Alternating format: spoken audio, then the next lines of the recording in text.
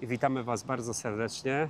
Jak zawsze dużo się dzieje, a tym, że dużo się dzieje, lubimy się dzielić z Wami i tak naprawdę mamy kolejną premierę, Damian. Kolejna premiera, dosłownie tak, bo po raz pierwszy przyjechały do Polski ciągniki marki Aupax 3075. Dojechały, dopłynęły, bo one daleką drogę pokonują. Słuchaj, no oboje będziemy mieli rację. Czy powiemy dopłyniemy, czy dojechały, mamy rację, no bo najpierw one dopływają do portu, a następnie z portu dojeżdżają do nas. Oczywiście jeszcze muszą uderzyć o oclenie, urząd celny, a następnie dojeżdżają już do nas bezpośrednio z cła. Ale do konkretów.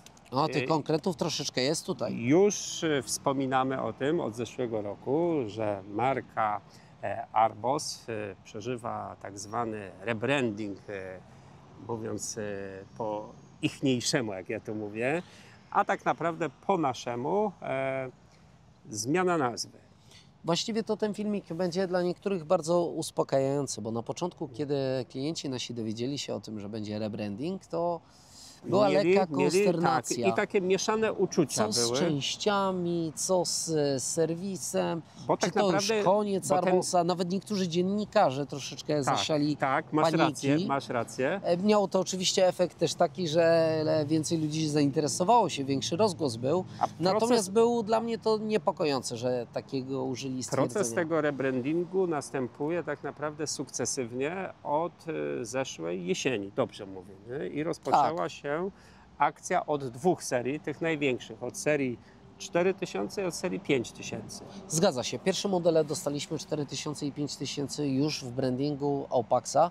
Tam w serii 4000 też była duża zmiana, bo zmieniła się kabina na taką, która jest w serii 5000. Właśnie, to jest taka kluczowa zmiana dla tego segmentu ciągników, dla tego modelu, bo zresztą Wy bardzo często zwracaliście na to uwagę, czy ta seria 4000, czyli ciągników już w okolicach tutaj mocowych 100 koni, bo ta seria jest od 90 poprzez 100, skończywszy na 110 koniach, czy mogłaby mieć tą kabinę bardziej komfortową? Zgadza się, natomiast dla mnie osobiście ważniejszą zmianą było to, że został zamontowany jednak ten silnik marki Weichai o pojemności 4,6. To też jest czterocylindrowy, jak w poprzednich modelach Arbosa, ale tutaj mamy jednak prawie 1200 cm3 więcej. Przy zachowaniu na ten moment tej samej mocy, tej samej ilości koni mechanicznych, ale zapewne zdecydowanie zmienia się charakterystyka pracy takiego jest ciągnika, zupełna takiego silnika. Inna jazda. Doosan był bardzo fajnym, żwawym silnikiem, ale jednak zwiększona pojemność daje ten efekt troszeczkę bardziej wielowymiarowy. Jest ten ciągnik. Ten zapas momentu obrotowego jest odczuwalny. Zresztą mało tego, serię 4000 i serię 5000 na jesieni, gdy o tym mówiliśmy, wspominaliśmy, mieliśmy okazję testować tak naprawdę najcięższych pracach polowych, jakim jest Orka. I jeden i drugi ciągnik już uposażony w ten sam silnik właśnie był testowany w Orce, gdzie było można fajnie zobaczyć tą różnicę. Ale miałem dosłownie kilka sekund, muszę Ci przerwać. Nie wiem, czy zwróciłeś na to uwagę, ale miałem kilka sekund, żeby to wyłapać. Jestem przekonany, że to był ten ciągnik. Mianowicie obok nas przejechał przed chwilą 5000, ale nie na Doosanie, tylko na Kolerze. Jako ciekawostkę chcę powiedzieć, że klient nam zdecydował się odsprzedać ciągnik, który jest na silniku Kolera, bo stwierdził, że chce sobie zmienić na Doosana.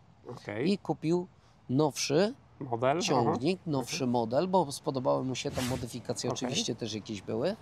I teraz na pewno w ofercie już niedługo będzie też taki ciągnik, który jest, kurczę, nie chciałbym teraz kłamać, ale wydaje mi się, że gdzieś koło 2500 motogodzin ma przepracowane. Na pewno się pojawi w naszej ofercie rynku wtórnego maszyny nowe i używane.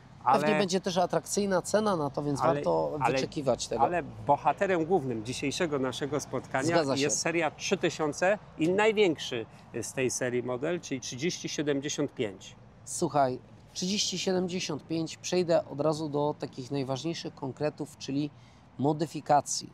Bo poza tym, że rebranding został wprowadzony, to się jeszcze nałożyło, że dużo zostało wprowadzonych modyfikacji w tym ciągniku. Może nie tak kluczowych jak w serii 4005, gdzie zmiana tutaj nastąpiła dostawcy silnika, a to wymusiło z kolei zmianę konstrukcyjną tak naprawdę, bo te Masz ciągniki rację. stały się większe, a mówiąc wprost dłuższe. Nie?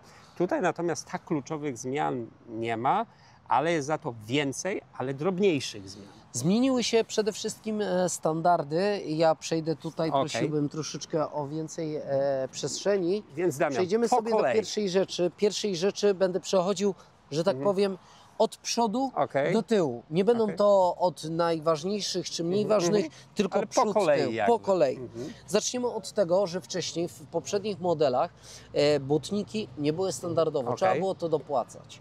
Poprzez rozmowy z producentem udało nam się to wynegocjować, że błotniki już mamy w standardzie i tutaj nie Okej. musimy za to Ma dopłacać. to ogromny wpływ w zachowaniu tutaj czystości tak naprawdę przedniej części kabiny i w ogóle nie tylko kabiny, ale w ogóle całego ciągnika podczas pracy, to w warunkach trudnych, nazwijmy rzeczy po Dokładnie imieniu. tak, a przeważnie ciągniki w takich warunkach pracują. Druga modyfikacja jest taka, Nie że widać jej tak na pierwszy na rzut oka. pierwszy rzut oka nie, ale jak już otworzymy maskę, możemy zobaczyć, że ten wspornik tutaj został zmodyfikowany. Ale po co? I jakie to ma znaczenie? Po co i dlaczego? Po co i dlaczego? Modyfikacja została wprowadzona po to, żeby przygotować ciągnik już pod możliwość montażu wałka WOM z przednim tuzem. A to w serii ciągników właśnie tej mocy jest przemega istotne, no bo daje to większe możliwości, szersze możliwości, szerszego Zastosowania takiego ciągnika. ciągnika. Już pojawiają się pytania o to i dlatego naszą sugestią producent to wprowadził. To z takich pierwszych rzeczy od razu... Ojej. Ale... Dobra. Z kolejnych rzeczy, które mogę powiedzieć, a tu jeszcze z przodu widać, to prosiłbym o nakierowanie na przód ciągnika. Dokładniej chodzi o oświetlenie robocze. Poprzednie były halogenowe, A teraz w tej mamy chwili już oświetlenie LEDowe. Oczywiście dotyczy to, jak logika wskazuje, przodu i tyłu. Okej. Mógłbym wspomnieć jeszcze, bo tu już rzuca się coś, ale to przejdziemy do tyłu, będzie bardziej widoczne. Natomiast w środku samego ciągnika, Właśnie, co tu się zmieniło w środku w ciągniku? tutaj jeśli chodzi o środek ciągnika, dużo już się zmieniło. Zacznę może od góry, to znaczy mamy już panel klimatyzacji, który był poprzednio, ale ten panel jest wyposażony jeszcze w jeden włącznik i ten włącznik odpowiada za załączanie ogrzewania i wyłączanie ogrzewania, co znaczy... Co wcześniej była konieczność wychodzenia operatora silnika i wyłączanie zaworem pod maską. Doskonale pamiętasz, w Arbosie było to pod maską i trzeba było wyjść z ciągnika, przełączyć zaworek, natomiast tutaj już to jest w tym panelu. Poza takimi drobnymi jeszcze modyfikacjami w postaci innych włączników, chodzi o design, ale to jest po prostu miłe dla oka. Przyjemniejsze dla oka. Przyjemniejsze dla oka.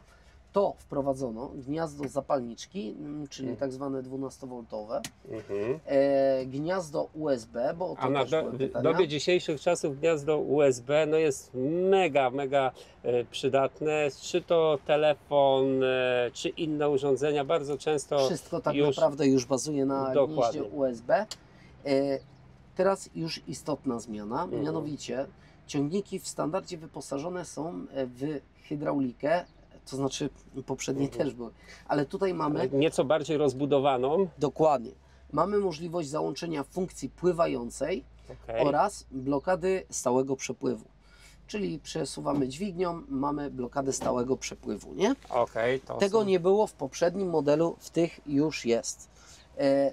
Mniej istotną pod względem funkcjonowania i komfortu pracy takim ciągnikiem, ale już miłą dla oka, jest modyfikacja i zaraz Wam to pokażemy. Przedniego pulpitu jest tutaj on ciekłokrystaliczny. Wcześniej to była modyfikacja, to znaczy wcześniej to były analogowe zegary. Tutaj mamy już ciekłokrystaliczny, mamy więcej informacji, więcej danych, a przy No i okazji zdecydowanie jest miłe bardziej, dla oka. bardziej czytelny. Bardziej to jest. I tak czytelne. jak mówisz, miłe dla oka, nowocześniejsze zdecydowanie. Dokładnie. Przejdziemy sobie teraz do tyłu, żeby omówić ostatnie modyfikacje. Ja wiem, że Ty mógłbyś opowiadać godzinami. Przejdźmy do clue, co tu się ciekawego jeszcze zmieniło w stosunku do poprzednika, czyli do Arbosa.